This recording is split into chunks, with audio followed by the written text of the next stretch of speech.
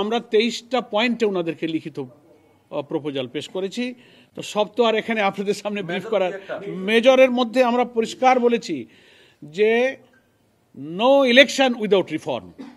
আমাদের পরিপূর্ণভাবে অন্তত নির্বাচনী প্রক্রিয়ার সঙ্গে যে সমস্ত অর্গান এবং বিভাগগুলো রাষ্ট্রের জড়িত সেগুলোকে সংস্কার করেই জাতীয় সংসদে নির্বাচন করতে হবে। তা না হলে এই নির্বাচন নিরপেক্ষ হবে না, অবাধ হবে না। পূর্বের যে 3টা নির্বাচনে জনগণ ভোট দিতে পারে নাই সেই নির্বাচনেরই পুনরাবৃত্তি ঘটবে। এদেশের জনগণ 2000 ছাত্র জনতার জীবন এবং প্রায় 30,000 ছাত্র জনতার যে আহত এবং রক্ত, এটা বৃথা যাবে। এই জন্য আমরা এটা বলেছি যে সংস্কার সম্পূর্ণ করে নির্বাচন প্রক্রিয়া সুষ্ঠু করতে যেটুকু সংস্কার লাগে, আমরা হোল রাষ্ট্রের সংস্কার আমরা বলিনি। এখানে অনেকে ভুল বোঝার চেষ্টা করেন। এটা করতে গেলে ইট উইল টেক টাইম, এটা একটা নির্বাচিত সরকারের দায়িত্ব। কিন্তু এই অন্তর্বর্তীকালীন সরকারের এটা দায়িত্ব নির্বাচনকে নিরপেক্ষ করার প্রয়োজনে যে সংস্কারটুকু ন্যূনতম প্রয়োজন, তার জন্য যতটুকু সময় যৌক্তিক প্রয়োজন হবে জামাত ইসলামী সেই সময় দিতে প্রস্তুত এবং সেই নির্বাচন করবে। আমরা কোনো দিন মাস ক্ষণ বেঁধে দিইনি। জামাত ইসলামীর পূর্বের যে অবস্থান, আমাদের সম্মানিত আমির জামাত ডক্টর শফিকুর রহমান প্রথম থেকে আমাদের নির্বাচনী দিনক্ষণের ব্যাপারে যে অবস্থানের কথা জাতির সামনে ব্যক্ত করেছেন, আমরা আজকেও সেই অবস্থান ব্যক্ত করেছি। আমরা আমাদের নিবন্ধনের বিষয়টা তো আদালতে পেন্ডিং আছে এবং আদালতে সেটা শুনানি চলছে। আমরা আশা করছি আমরা আদালতে ইনশাআল্লাহ ন্যায় বিচার পাব। কমিশনকে আমরা তো পরামর্শ দিয়েছি যে জনগণের আকাঙ্ক্ষা, কিন্তু জনগণ চায় যে স্থানীয় সরকার কাঠামোকে সচল করতে, সক্রিয় করতে, স্থানীয় সরকারের এবং গ্রামীণ অবকাঠামোতে উন্নয়ন, আইন শৃঙ্খলা, জনদুর্ভোগ কমাতে জনগণের আকাঙ্ক্ষাই হচ্ছে স্থানীয় সরকার নির্বাচনটা আগে হোক।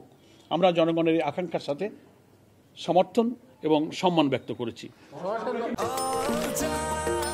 নিশ্চিন্তে খান স্বাস্থ্যকর অল টাইম পান, অল টাইম হেলদি লাইফ। আমরা তো গত 25শে নভেম্বর সরকারের যে রিফর্ম কমিশন করা হয়েছিল, নির্বাচন ব্যবস্থার যে কমিশন একটা গঠন করেছিল সরকার, আমাদের কাছে লিখিতভাবে ওনারা আমাদের প্রপোজাল চেয়েছিলেন। জামাত ইসলামীর পক্ষ থেকে 25শে নভেম্বর রিটেন আমাদের একটা প্রপোজাল আমরা সেই রিফর্ম কমিশনের কাছে জমা দিয়েছিলাম। তার থেকে কিছু কিছু বিষয় আজকে আমরা এখানে পেশ করেছি। মেইন বিষয়গুলো আমি একটু বলি। আমরা আমাদের আজকের প্রস্তাবনার মধ্যে বলেছি সেটা হচ্ছে প্রপোর্শনাল রিপ্রেজেন্টেশন, পিআর, আনুপাতিক প্রতিনিধিত্ব হারে যে নির্বাচনের ব্যবস্থা আধুনিক গণতান্ত্রিক বিশ্বে প্রায় 60টির অধিক দেশে প্রচলিত আছে।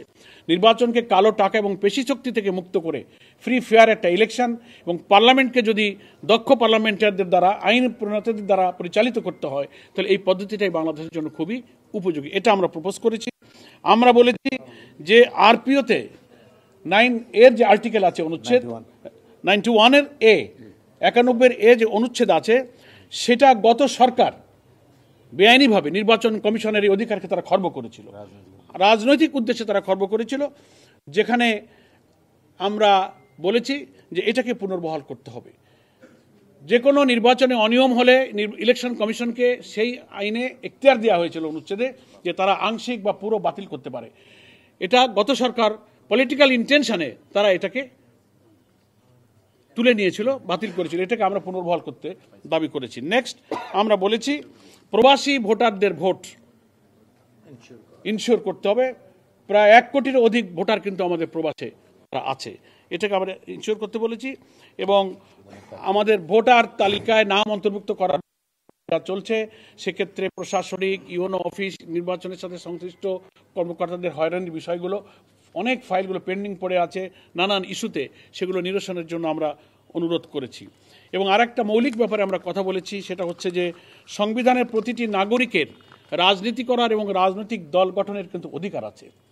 তো নিবন্ধন আইন যেটা করা হয়েছে, যার ভিত্তিতে এখন বাংলাদেশের রাজনৈতিক দলগুলো 8 সালের পর থেকে রেজিস্ট্রেশনের সিস্টেম চালু হয়েছে। এর আগেও তো বহু ইলেকশনে আমরা অংশ নিয়েছি।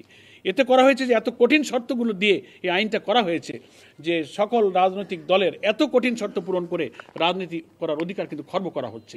এই জন্য আমরা এটা বলেছি যে এই আইনটা বাংলাদেশের সংবিধানের সাথে সাংঘর্ষিক, এটা বাতিল করা উচিত। রাজনীতি এবং দল করার অধিকার সকলের আছে, কঠোর শর্ত দিয়ে এখানে বিঘ্ন সৃষ্টি করা হয়েছে।